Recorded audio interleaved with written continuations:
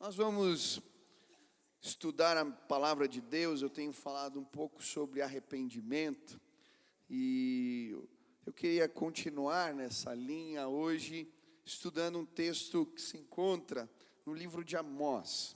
Se você trouxe Bíblia, abra lá em Amós capítulo 4, versículo 12 e 13. Amós capítulo 4, versículos 12 e 13. Quem achou, diga amém. Ih, ninguém sabe onde está Amós na Bíblia, estou vendo. Está complicado aí. Bom, você tem no celular, é mais fácil. Mas se você não tem, fica no final do Antigo Testamento, ali nos profetas menores.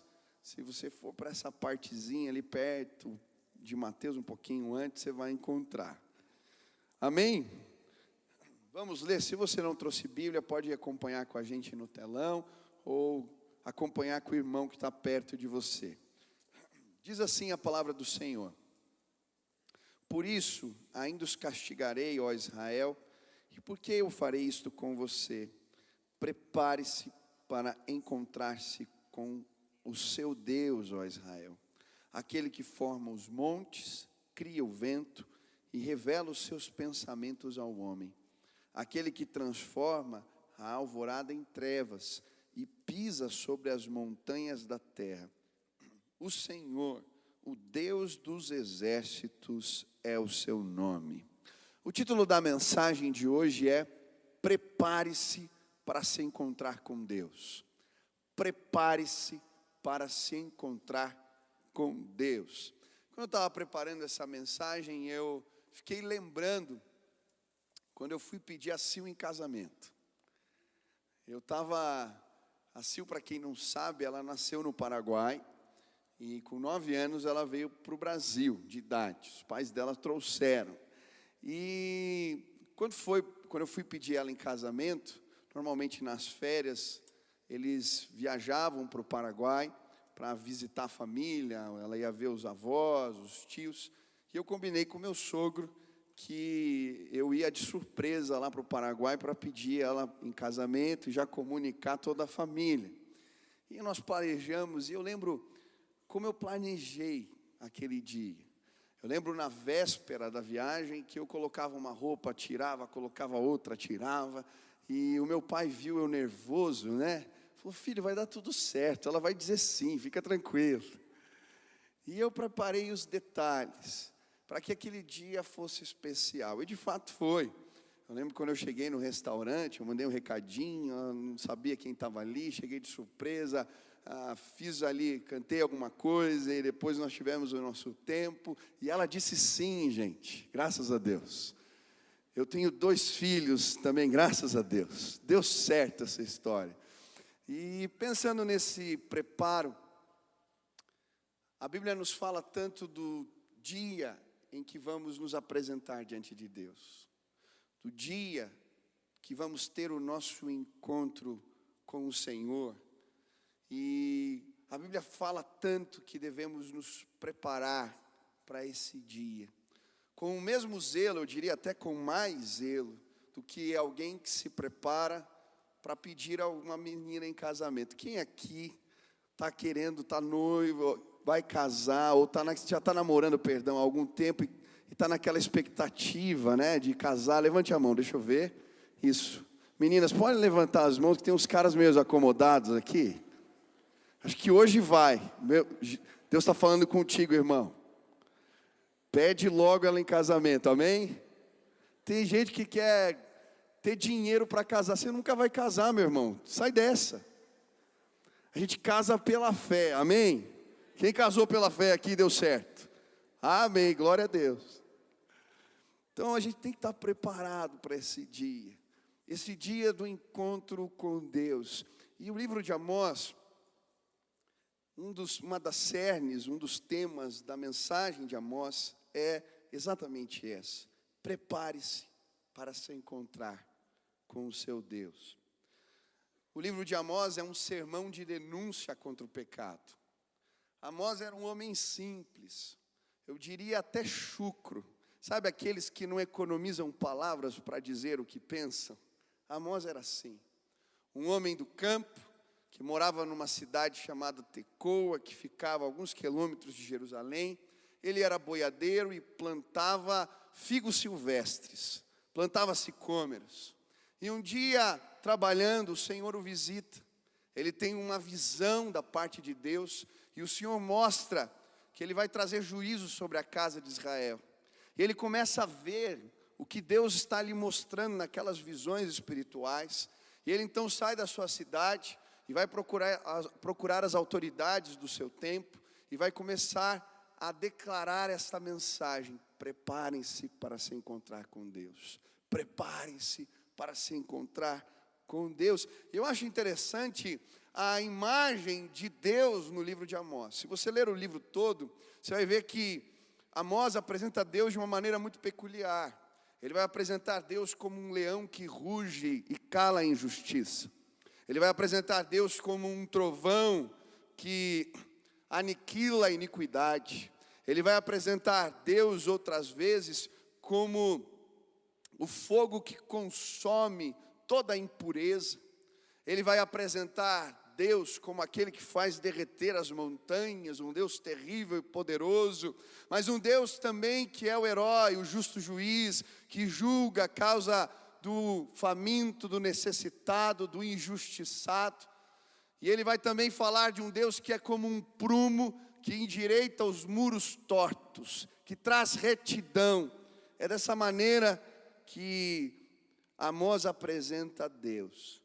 E quando eu estava lendo o livro de Amós, eu li ele todo, eu lembrei da experiência que João teve quando teve o seu encontro com Jesus. Apocalipse capítulo 1 fala desse encontro. Ele está orando no domingo, no dia do Senhor, e de repente, enquanto ora, ele tem uma visão, e ele vê Jesus. E a Bíblia descreve Jesus de uma forma terrível, poderosa. Ele tem vestes brancas, cintilantes, um cinto de ouro no peito, os seus olhos são como chamas de fogo, seus cabelos brancos como a neve, os seus sapatos são de bronze reluzente, a sua boca sai uma espada afiada de 2 gumes, nas suas mãos ele carrega estrelas, e diante dessa visão poderosa, gloriosa de Jesus, João não consegue sequer ficar de pé. Ele fica prostrado, ele não consegue se levantar. Tamanha era a presença de Deus, o poder de Deus. E eu não sei se você já teve essa experiência de ser visitado por Deus. Em alguma reunião, em algum culto, a presença de Deus, ela se tornou sensível a você. Muitas vezes, quando isso aconteceu comigo, era um sentimento de tamanha grandeza, de tamanha santidade, que eu me sentia tão pequenininho. Outras vezes os meus pecados passaram como um filme na minha cabeça, e eu me senti tão constrangido pela presença de Deus. Eu lembro, esse domingo agora, fui pregar numa igreja, era aniversário. Em determinado momento da mensagem, eu simplesmente comecei a orar, no meio da mensagem.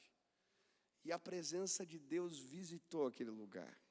Alguns irmãos começaram a ficar de pé e começaram a chorar, não estava fazendo apelo. E eles simplesmente choravam, confessando pecados. E eu terminei a mensagem, o pastor veio e falou: eu estou me sentindo aqui como Pedro se sentiu no Monte da Transfiguração. A glória de Deus está nesse lugar. E sabe, o meu desejo essa noite é que, de certa maneira, o Senhor prenuncie o encontro que vamos ter com Ele há pouco, na glória. Que hoje a presença de Jesus possa ser tão real neste lugar, como aquela que João sentiu naquele dia. Que hoje, diante da santidade, da grandeza e do poder de Deus, possamos nos sentir pequenos, menores, sentimos a necessidade da santidade, sentimos que de fato Deus é poderoso, mas é um Deus que age e nos procura a cada dia. Quantos querem ser visitados por Deus? Prepare-se para se encontrar com o Senhor seu Deus. Prepare-se. Diga para o irmão que está do seu lado aí. Prepare-se. Você vai ter um encontro com Deus. E hoje eu queria falar a respeito de alguns cuidados que precisamos ter para estarmos prontos para esse dia. Esse dia que vamos prestar contas, que vamos nos encontrar com o nosso Senhor. Primeiro cuidado que temos que ter, e Amós vai falar sobre isso, é com a religião das conveniências. O capítulo 4, versículo 4 e 5 diz assim: vão a Betel, ponham-se a pecar, vão a Gilgal e pequem ainda mais, ofereçam seus sacrifícios cada manhã, os seus dízimos no terceiro dia, queimem pão fermentado como oferta de gratidão e fiquem proclamando por aí as suas ofertas voluntárias. Anunciem-nas, israelitas, pois é isso que gostam de fazer, declara o Senhor soberano.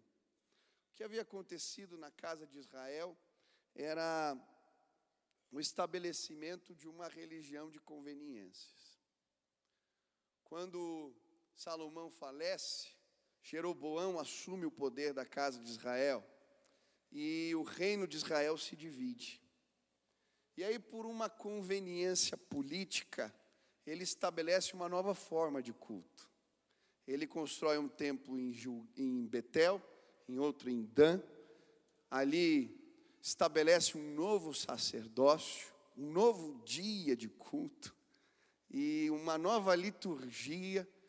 Coloca bezerros de ouro naquele lugar e fala: agora esse é o Deus de vocês.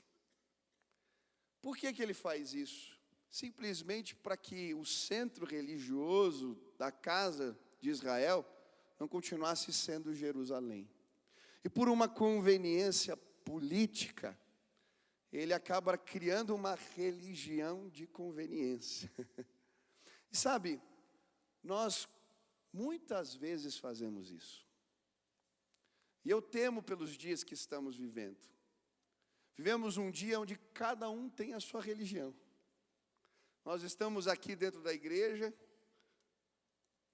acreditamos e temos a Bíblia como a palavra de Deus, mas pensamos muitas vezes tão diferente um do outro.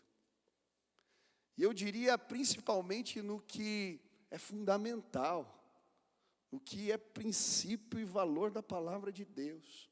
E o que eu tenho visto muita gente fazer hoje em dia é torcer textos da Bíblia, forçar, criar um cânon pessoal. Esse livro eu não acredito, naquele sim.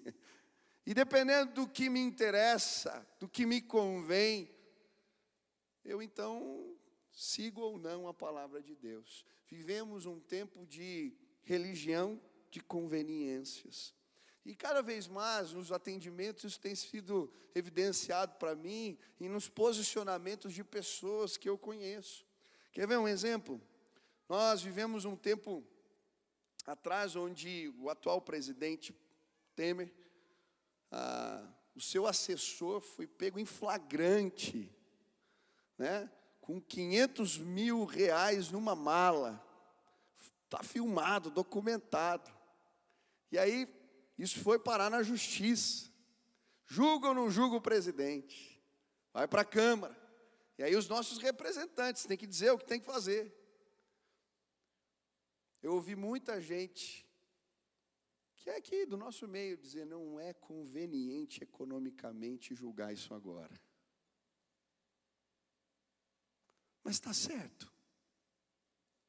Eu não perguntei se é conveniente, está certo. E por uma conveniência econômica, a gente continua deixando e tolerando o pecado na nossa nação. Acontece em outras esferas. E queridos, uma jovem veio falar comigo esses dias: eu não concordo com os seus posicionamentos políticos. Eu falei: mas qual que é o meu posicionamento político? Me fala. Aí ela não soube me dizer. Falei: então você não sabe. Agora, não importa se é de centro, de esquerda, de direita, não importa de que partido, meu irmão, eu como profeta pastor, vou denunciar o pecado de quem quer que seja, porque esse é meu papel como homem de Deus. E desculpa se eu feri as tuas crenças, as tuas ideologias. Nós precisamos dizer, isso é certo, aquilo é errado. E esse é o problema que o Brasil se encontra hoje. Não é um problema de ordem ideológica, é uma crise moral que estamos vivendo.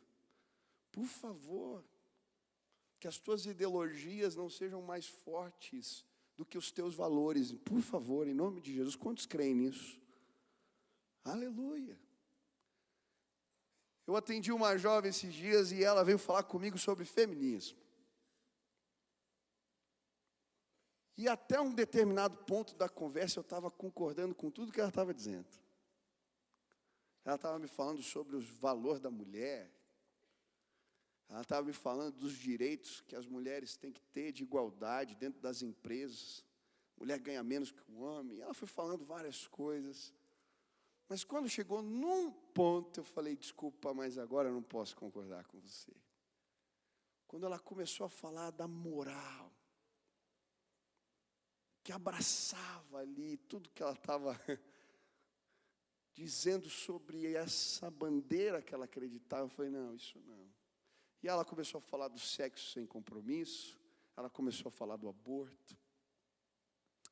E nós fomos discutindo. E sabe o que eu percebi? Que havia ali uma moça machucada com a vida. E eu quero dizer, meninas, por favor, a gente está nesse tempo de empoderamento, de valorização da mulher, e isso é tão importante. Mas não se diminuam. Não queiram se igualar aos homens naquilo que eles não prestam. Não queiram se igualar àquilo que vocês tanto condenam, que é o machismo. Porque o sexo sem compromisso não é uma igualdade ou um direito. Isso é tornar o outro um objeto sexual. E o que vocês tanto condenam, eu vejo tanta gente fazendo igual, e aquela menina ali, eu já nem sei mais com quantos relacionamentos. E eu falei, pois é. Eu não creio nisso, nem para homem, nem para mulher. Sabe por quê? Eu acredito que o sexo sem amor, ele não tem sentido. O sexo fora do casamento, onde o outro não te assume. Aquela menina estava machucada porque um relacionamento que havia passado fez isso. A usou e abandonou. Mas agora, sem perceber, ela estava fazendo a mesma coisa com outras pessoas e com ela mesma. O que a gente mais quer é uma ligação no dia seguinte. O que a gente quer é que alguém que chore com a gente. Alguém que ligue, que cuide, que veja se está bem. E fazer sexo é muito bom. Mas como eu amo viver isso com a minha mulher no casamento. Porque no dia seguinte, ela continua olhando no meu olho. No dia seguinte, ela me liga para ver como é que eu estou. No dia seguinte, ela vem me abraçar. No dia seguinte, quando eu estou viajando triste, ela está me mandando mensagem. Gente, as pessoas são mais importantes do que as nossas conveniências. E aí a gente começa a forçar a palavra de Deus para dizer o que ela não diz, porque nos é conveniente. E aí aquela menina estava falando de aborto, e eu vejo tantas meninas defendendo como um direito da mulher. E eu falei para ela, você não tem ideia do número de meninas que já passaram nessa sala. Queridos, quantos aqui já tiveram um filho? Levantem as mãos. Mulheres só. Desculpa, homens. Você ficou grávido, depois você vem conversar comigo, a gente tem um papo ali na sala do lado. É uma coisa impressionante. Quando a Sil ficou grávida, logo no começo, nem tinha barriga ainda, mas ela já amava o Benício. E eu creio que isso é algo de Deus, esse instinto materno. Eu não estava sentindo nada, vou ser bem sincero. Mas já estava sendo gerado dentro dela, ela sentia coisas que eu não tenho ideia e nunca vou poder sentir. Agora, quando uma jovem faz um aborto, uma mulher, se valendo dos seus direitos, talvez para o homem não seja tão forte, mas para uma mulher. Eu lembro de uma jovem que chegou na minha sala, ela chorava tanto. Ela fez o aborto, mas ela dizia para mim: pastor, eu me sinto como se tivesse matado o meu filho. E de fato eu fiz isso.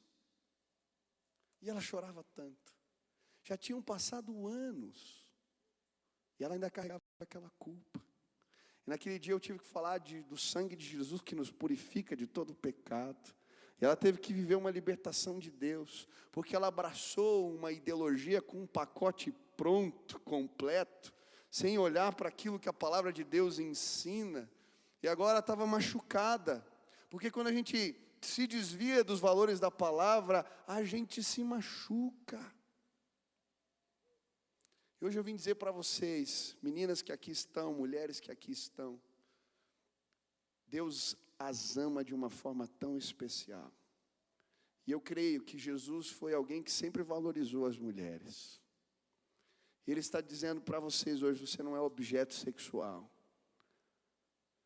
E o que eu gerar no seu ventre é fruto da minha bênção. Não despreze a minha bênção, em nome de Jesus.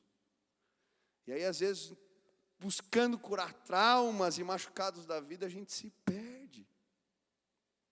O que você está fazendo? E aí a gente vai ver a religião das conveniências nas nossas práticas de culto. Quer ver um exemplo? Dia do Senhor. Gente, o dia do Senhor é um valor, um princípio da palavra de Deus. Eu trabalho 6 dias, eu separo e é exclusivo de Deus. Mas a gente não entende e começa a distorcer algumas coisas. Então chega dia do Senhor, essa semana eu estou muito cansado. Ou então você liga aqui na igreja: quem vai pregar hoje? Dependendo de quem for pregar, dependendo da programação, eu vou, dependendo não. E aí, está vendo como as coisas mudam? Qual que é o sentido do culto? É receber. A palavra cultuar, o que ela significa? É algo que eu ofereço para Deus. Esse é o princípio do dia do Senhor. Os outros dias são meus, esse é teu. Eu venho entregar os meus louvores, eu venho entregar as minhas ofertas, eu venho entregar algo ao Senhor. A gente vive numa sociedade tão consumista, que a gente vem no culto para quê? Para receber. E aí, se a gente não recebeu do jeito que a gente gostaria que fosse, a gente ainda sai reclamando. Está tudo errado, gente. Quando eu fui para a África, eu achei tão bonito. Teve um jovem que, na hora da oferta, ele deu o que tinha. Eles eram muito pobres. E depois eu fui visitar aquele moço em casa. Como ele deu o dinheiro que ele tinha para o transporte, ele voltou a pé para casa. Ele andou muitos quilômetros para chegar em casa. E sabe o que eu achava bonito? Os cultos demoravam 3, 4 horas. Eles literalmente entregavam algo para o Senhor. As danças, as músicas, o momento de ofertório, todos participavam, trazendo hortaliças, o que tinha. Achei tão bonito aquilo. Porque a gente veio cultuar. É o nosso Rei, é o nosso Senhor. Se a gente não cuidar, a gente vive uma religiosidade de conveniências. Eu oro quando eu preciso. Eu faço jejum e busco a Deus e leio a palavra quando eu estou numa crise. Religião de conveniências. E aí sabe o que acontece?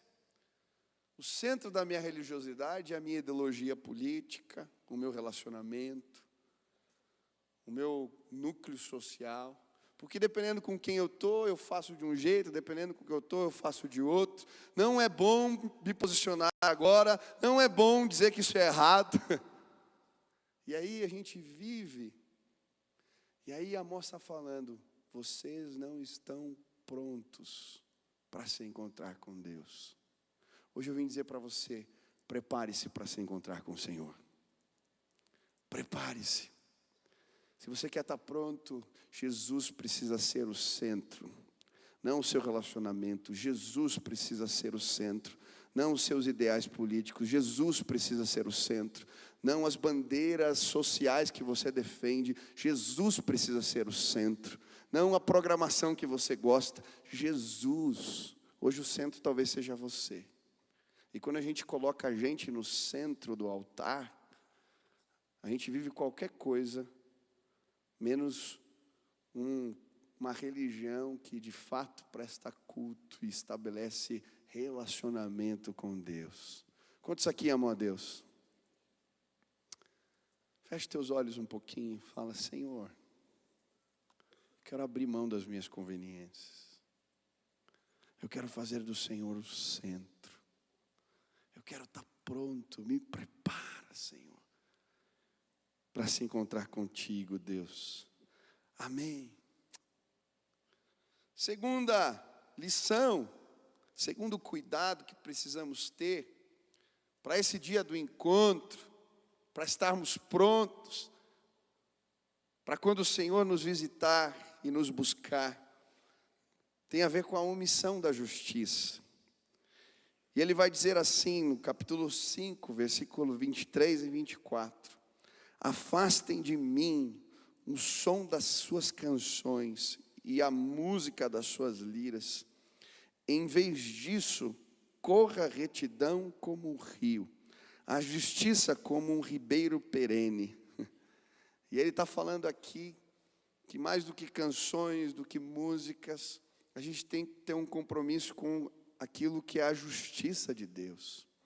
E eu creio que muitos de nós não estamos preparados para esse encontro com Deus, porque temos nos omitido. E a omissão é um pecado sério. E Amós começa a apontar as injustiças do seu tempo.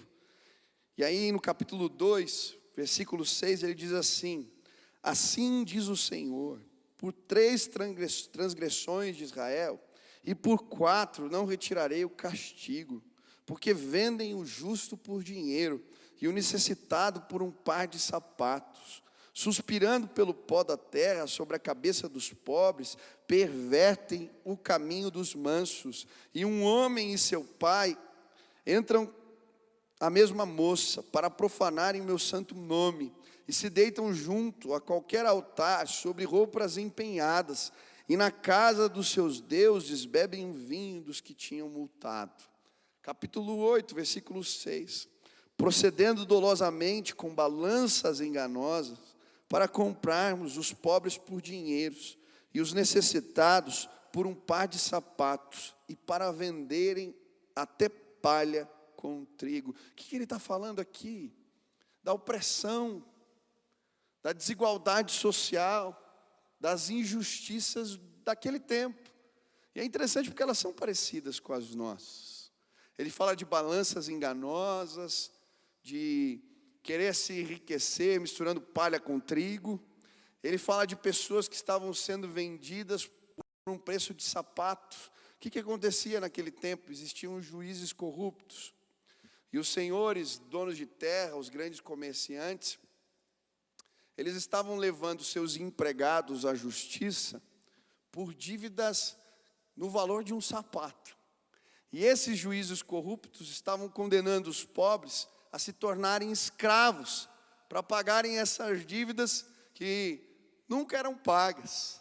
E aí se instalou um sistema de corrupção, de desigualdade, de opressão do pobre, que não tinha condições. E aí Amós, o homem do campo, está dizendo: isso não está certo. E aí ele começa a confrontar os líderes religiosos do seu tempo.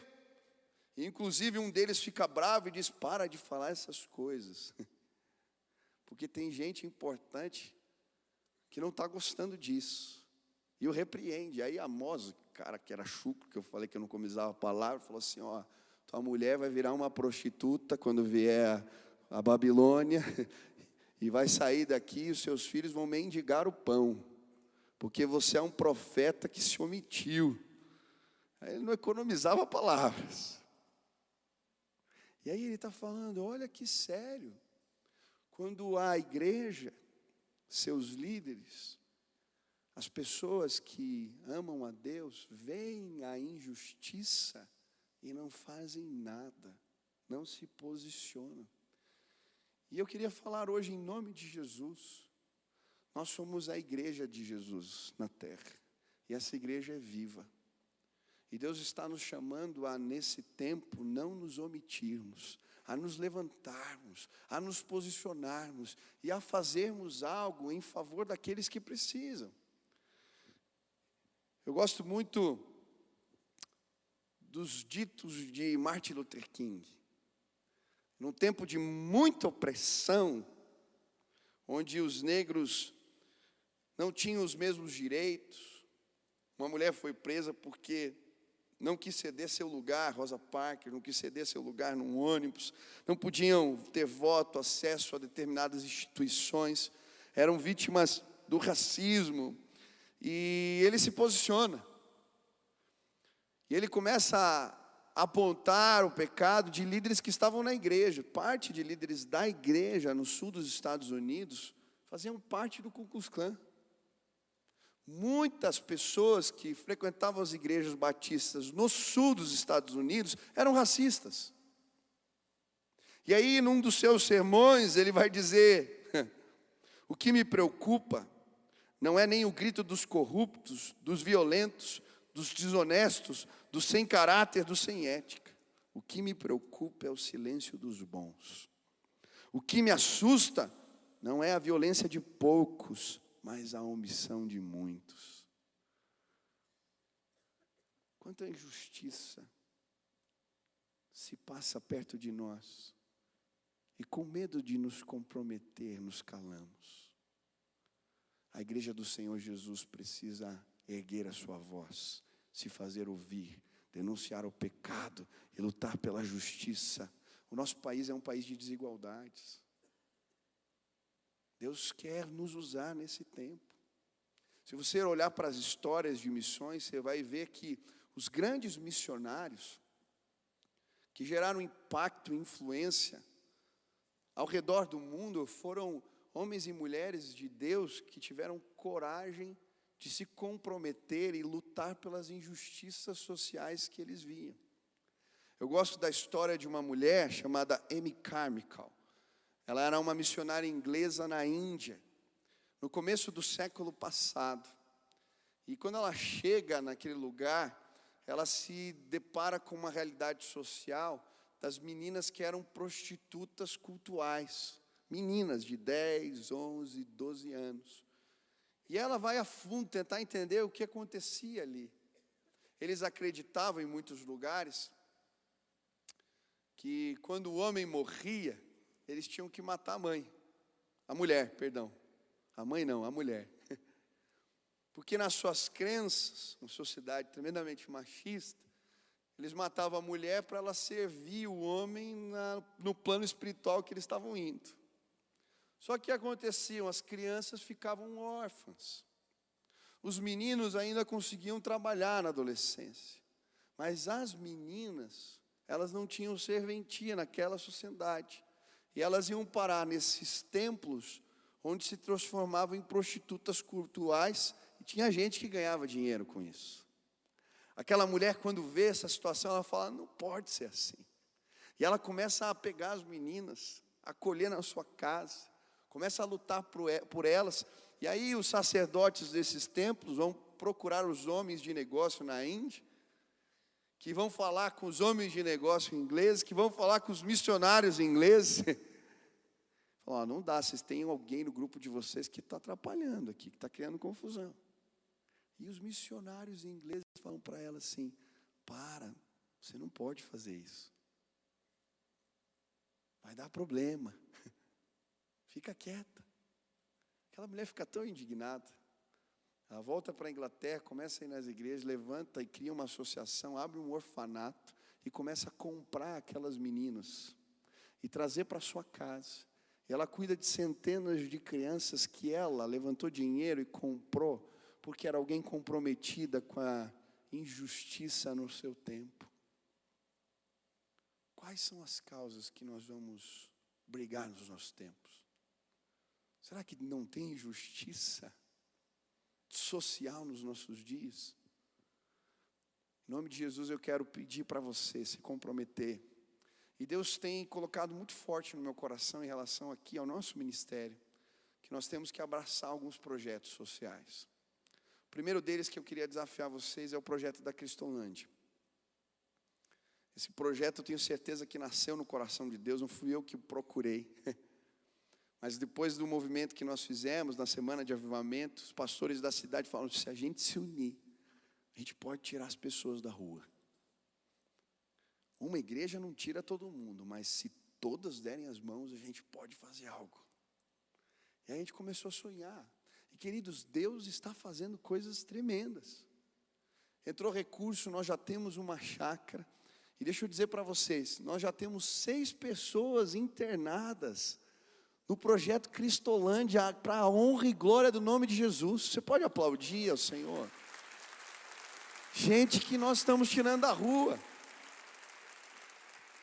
E aí eu fiquei tão feliz porque o pastor Daniel Eiras me mandou a mensagem do nosso primeiro interno essa semana. O nome do jovem é Jonathan. Esse menino morava no interior. Ele era professor de educação física, um menino formado já.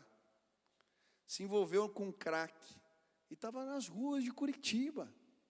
Mas aí um dia alguém com uma camisetinha amarela escrita Cristolândia aqui da nossa igreja foi lá dar um prato de comida, foi lá falar para esse menino que é possível ter esperança, foi lá oferecer um tratamento de graça para ele e ele abraçou.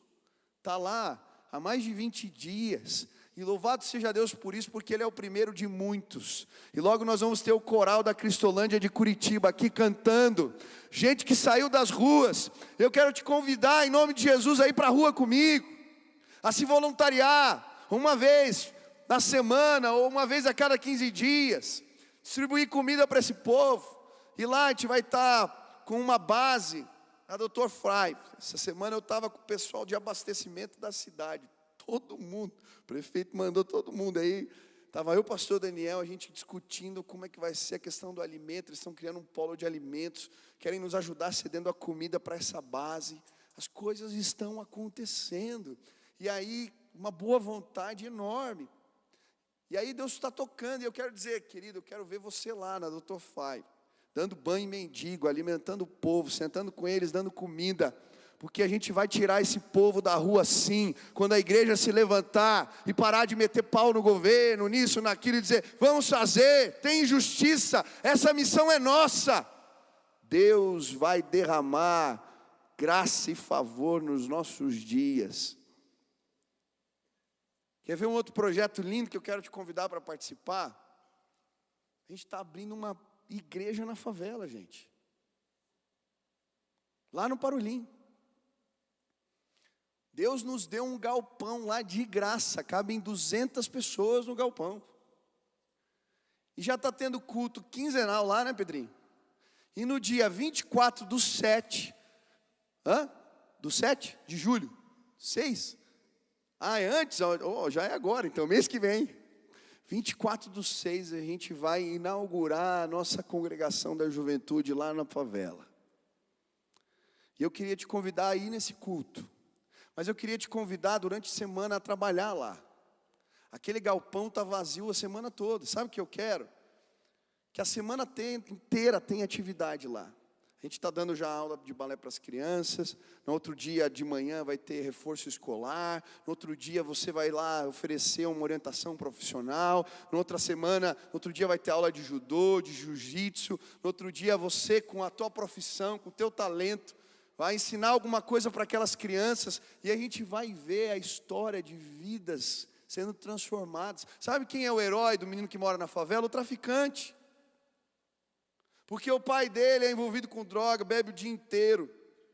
A mãe também está envolvida com drogas muitas vezes. E a gente vê crianças abusadas, machucadas, sem referenciais. Mas quando chega um jovem que sai aqui do bairro para ir lá na favela e começa a ensinar o menino a ler, escrever, ensinar inglês para ele, ensinar judô, a jogar bola, ele tem um referencial novo.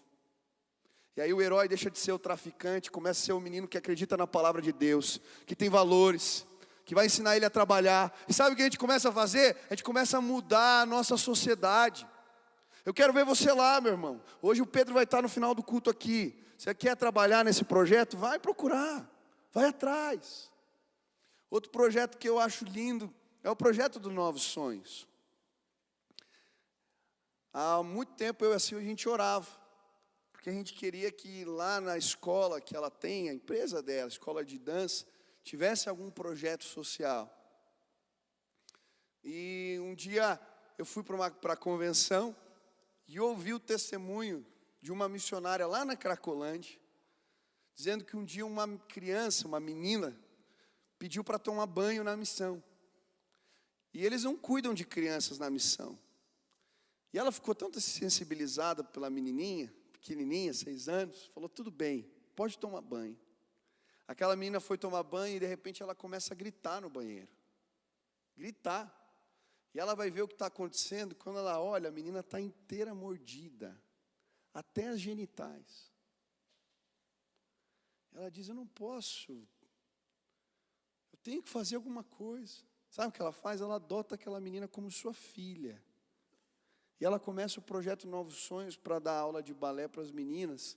Quem já foi para a Cracolândia aqui, você vê que no meio daquele povo que está lá, que nem um formigueiro humano usando droga, tem um monte de criança. Quando eu vi aquilo, quebrou meu coração. Tinha um menininho todo sujo, todo maltrapilho no meio daquilo. E ele estava drogado. Porque no meio daquela confusão não tem como, gente. Eu fiquei pensando, meu Deus, ninguém vai fazer nada por essas crianças. E aí a gente começou um projeto. Começamos a dar aula de balé, pegávamos as meninas do Parolim, fizemos um convênio com a escola, levávamos para lá. Queridos, a gente já ouviu cada história tão absurda. Aí tem o discipulado, passei a semana lá, minha sogra ensinando a Bíblia, as meninas já sabiam da Bíblia, elas contando, compartilhando, fazendo aula. Já passaram mais de 100 meninas pelo projeto, e é a base da congregação hoje. Mas Deus abriu uma porta nova. Essa semana eu fui visitar a Oswaldo Cruz ali, e eles reformaram todos os espaços esportivos. Eu fui numa sala de ginástica que estava prontinha para dar aula de balé. Eu fiquei vendo, eu falei, mas se eu trouxer os professores, vocês deixam dar aula, fazer um preventivo contra as drogas, com valores cristãos e tal? Falei, pô, com certeza. Igual esse espaço, tem vários na cidade. E aí eu pensei em escolher 5 espaços. Eles fazem a triagem, as meninas vêm para a aula, 300 em cada polo. Nós vamos discipular 1.500 crianças em nome de Jesus. O que a gente precisa para fazer isso? Pagar as professoras, que são missionárias. Eu vou achar 5, né, que vão dar aula nesses polos e fazerem a roda de conversa. E aí, o custo disso, eu fiz, mas vai dar mais ou menos entre R$ 1.500 e R$ 2.000 por polo. Não é muito, gente. Com R$ 7.500, R$ 10.000, a gente dá aula para 1.500 crianças que não têm condição de fazer aula e discipula essas meninas. E aí eu quero falar, já falei com o pastor Tiago, para a gente fazer um trabalho com as igrejas locais, e a gente vai plantar uma igreja em cada um desses lugares da cidade, porque a gente pode fazer alguma coisa. E eu não sei, eu estou dizendo que Deus tem me mostrado, mas talvez Deus mostrou outras coisas para você. Talvez a injustiça bateu a porta da tua casa, o oprimido veio procurar você. Queridos, nós não podemos nos calar. Um dia nós vamos nos encontrar com Jesus, e Ele vai dizer, entra no gozo do teu Senhor, servo bom e fiel. Quando estava nu, tu me vestiste. Quando estava com fome, me deste de comer. Quando estava preso, fostes me visitar. E nós vamos dizer, Senhor, nós nunca fizemos isso. E Jesus vai dizer para nós, quando fizeste algo por um dos meus pequeninos, foi a mim que fizeste. Queridos, quantos querem estar preparados para o encontro com Jesus?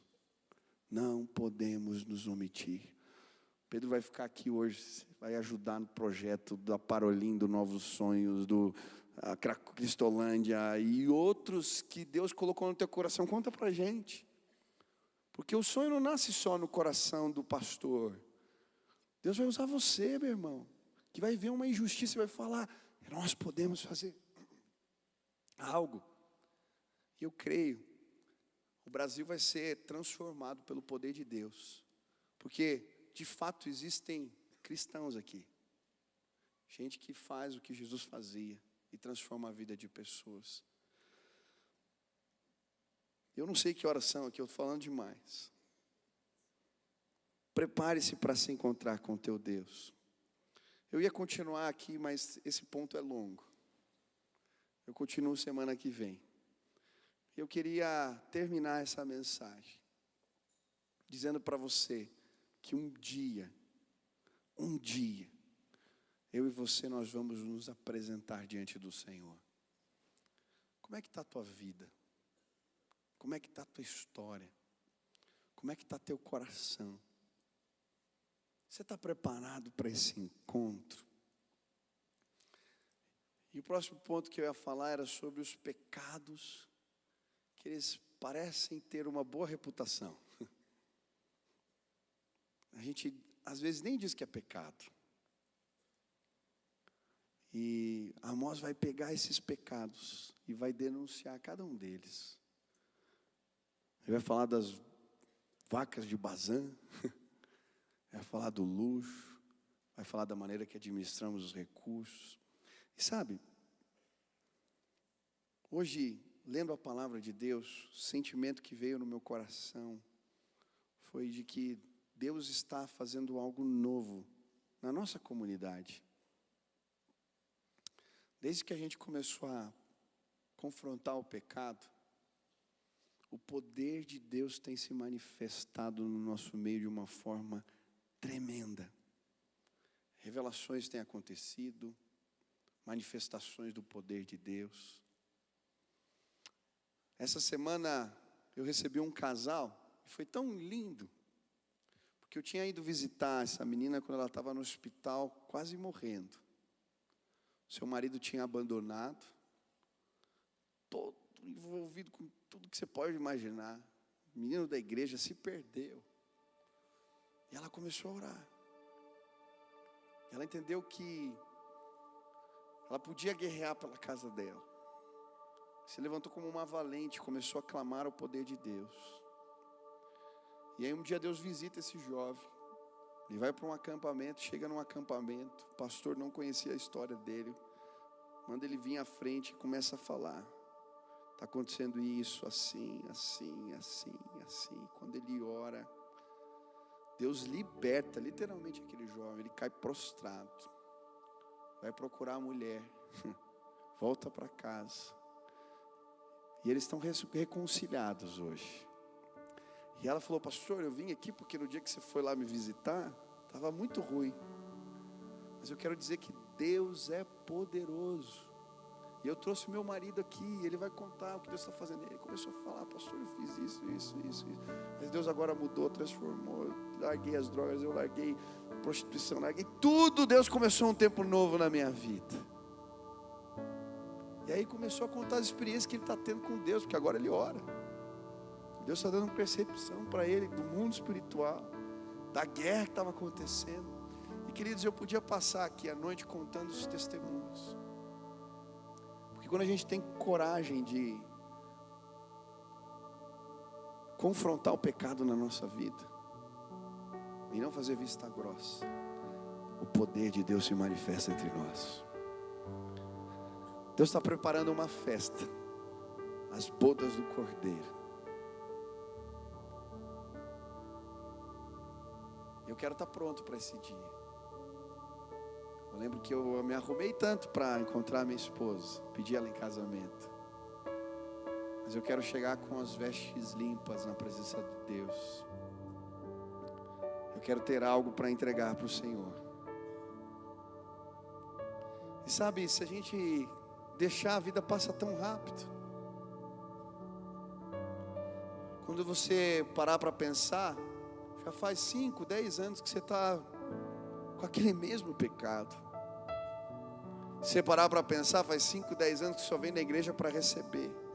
Se eu conversei com o irmão, eu falei: faz quanto tempo que eu te batizei? Ele: já faz 5 anos. Eu falei: meu Deus, parece que foi ontem. Mas a gente continua no leitinho. O centro é a gente. a gente continua lidando com a palavra mediante as nossas conveniências. A gente entrega tão pouco. Hoje eu vim dizer para você, nós podemos fazer mais. Nós podemos fazer mais. Nós podemos entrar em lugares que ninguém entrou. Nós podemos marchar, porque o nosso Deus, Ele ruge como um leão diante das injustiças. O nosso Deus é Deus terrível, que faz as montanhas derreterem. O nosso Deus é Deus poderoso. Ele traz o prumo que alinha os muros tortos. Ele é aquele que restaura a casa caída de Davi. Ele é Deus de poder. E quando a igreja, o povo de Deus se levantar e dizer: sério, eu não quero passar em branco, eu não vou mais me omitir, eu vou lutar o bom combate, eu vou abandonar as conveniências. E sabe, querido, eu queria que hoje você deixasse Deus mostrar os detalhes, as pequenas coisas que te impedem. Sabe, porque o diabo, ele é tão sujo. Sabe o que ele faz? A gente não trata o pecado na vida. Aí quando a gente quer fazer algo por alguém, ou a gente quer orar por uma pessoa, liderar uma célula, ir lá, cuidar de alguém que está precisando, ele diz pra gente: você não pode fazer isso. Você não tem autoridade para fazer isso. Quem você pensa que é? Aí ele consegue deixar adormecida uma multidão de pessoas. Mas hoje o exército de Deus vai se levantar nesse lugar. Eu quero declarar ao diabo, aos demônios, aos principados e potestades que têm feito pessoas ficarem paradas nesse lugar, omissas, as cadeias vão cair por terra hoje em nome de Jesus. Porque quando você disser: eu não aceito mais isso na minha vida, eu não aceito mais esse pecado, eu não aceito esses pacotes prontos que o mundo quer me vender, e aí você compra com tudo, você não separa o certo do errado, porque não passa pelo crivo da palavra de Deus. E eu vejo jovens se perdendo nas universidades por isso. Teu professor é bom, ele influencia, ele sabe defender bem uma ideia, mas você abraçou o pacote pronto. Talvez tenham algumas verdades no que ele está dizendo, mas se a verdade da palavra de Deus não for o filtro para aquilo que você está recebendo, você vai se perder, jovem. O inimigo tem paralisado um monte de gente nas universidades, um monte de influenciadores, YouTubers que você segue, filosofias desse tempo que você abraçou por causa dos teus machucados. Deixa eu te dizer, aquele que pode restaurar a tua vida, aquele que tem um bálsamo que cura, é Jesus. A tua causa maior precisa ser o Evangelho, a palavra de Deus, porque quando você quiser buscar outras coisas, você vai se perder nos caminhos da vida. E tem um exército parado, discutindo, brigando, falando mal um do outro, se batendo, e o inimigo está batendo palma e fazendo a festa. Enquanto isso tem gente dormindo na rua, tem menina se prostituindo lá fora, o teu amigo está se perdendo nas drogas, o teu irmão está perdido no mundo da prostituição, e a gente está aqui imobilizados, porque o pecado imobiliza. Mas hoje nós vamos fazer um levante contra Satanás, um levante contra a maquinação que ele criou para os nossos dias. Nós vamos dizer: chega, nós não vamos mais cruzar os braços. Quem nos autoriza é o Rei dos Reis, e Ele vai rugir, o Senhor dos Senhores hoje, e as cadeias que te prendiam vão cair por terra. Meu irmão, resolve logo a tua vida. Não é você que está perdendo apenas. A igreja do Senhor está em risco em nossos dias. As pessoas estão se perdendo nos nossos dias. Não se trata de você apenas, dos teus interesses. É muito maior do que você. Esses dias eu recebi uma palavra, eu estava bravo, porque as pessoas, um e-mail, não sei o quê. Meu irmão veio e fala para mim: a igreja do Senhor está em risco. Eu comecei a chorar, porque no ímpeto de orgulho, querendo falar, quero fazer outra coisa da minha vida. Não se trata de mim. Que as pessoas pensam, meu orgulho, eu vou ter que ficar no chinelo. O que vale é o que Deus tem para os nossos dias. É o compromisso que temos com essa causa, com esse propósito maior. Compromisso que temos com a igreja. Para, meu irmão, para, em nome de Jesus, para. Resolve a tua vida. Para de fazer vista grossa ao pecado. Fala, Senhor, eu quero ser autorizado pelo nome de Jesus. Sabe o que vai acontecer? Quando você limpar o pecado na tua vida, a religião das conveniências, o Espírito Santo vai ser derramado sobre você, de uma maneira especial. Quando você abrir a boca, as pessoas vão ouvir Deus falar. Elas vão sentir, elas vão ver nos teus olhos. Tem um brilho. Quando um homem de Deus se levanta, cheio do Espírito Santo, as pessoas sabem. As coisas acontecem. Dá para enxergar, dá para ver, dá para perceber. Quando a unção de Deus se manifesta na vida de alguém, é diferente. Por que você perdeu a unção? Por quê? Tem jovens aqui que eu já vi falando, inflamados pelo Espírito Santo. Dava vontade de chorar quando eles falavam. A postura que tinham, a maneira como faziam. Perderam a unção. Porque estão vivendo em pecado. Porque se omitiram. Porque abraçaram ideologias que não são e valores que não são os valores do Senhor. Hoje Deus vai derramar unção nova e fresca sobre a tua vida para fazer a obra de Deus. E nós vamos andar pelas ruas, vamos saquear o inferno, vamos cuidar das crianças nas favelas, vamos entrar nas escolas, vamos discipular os oprimidos, vamos dar comida para quem precisa, vamos atender o necessitado, vamos brigar pelos valores, lutar contra a corrupção, dizer não aceitamos isso, queremos líderes que nos representem, queremos pessoas que estejam comprometidas com esses valores. E enquanto nós fazemos isso, denunciamos o pecado, agimos como povo de Deus, essa terra, a casa caída de Davi vai ser levantada nos nossos dias. Eu quero que você enxergue com os olhos da fé essa nação. Nós estamos no meio de um movimento social interessante, está tudo parado. Eu não sei se eu vou ter gasolina amanhã para vir trabalhar, ou na segunda.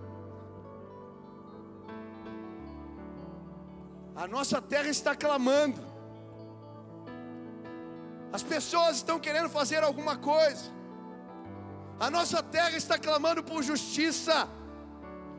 Chegou o nosso tempo, é o tempo da igreja de Jesus se levantar e dizer: a nossa justiça vem do alto. E quando Deus derramar favor sobre essa terra, não vai faltar mais nada. Essa terra é a terra que mana leite e mel. Essa é a terra da promessa de Deus. Nós temos campos, nós temos um território abençoado. Tudo aqui cresce e dá certo. Sabe qual é o problema do nosso país? O coração do nosso povo precisa se converter. Isso começa conosco aqui. Quem quer enxergar esse país indo para frente, teus negócios indo para frente, tua família indo para frente, nós vamos construir um novo tempo. Vamos abandonar a omissão, a religião que nós criamos para nós mesmos. Vamos falar, a gente tem um compromisso com a verdade, com a palavra de Deus. Se hoje você quer se comprometer com isso, saia do teu lugar, vem aqui à frente. Eu quero orar por você agora. Se apresente em nome de Jesus. Pode vir.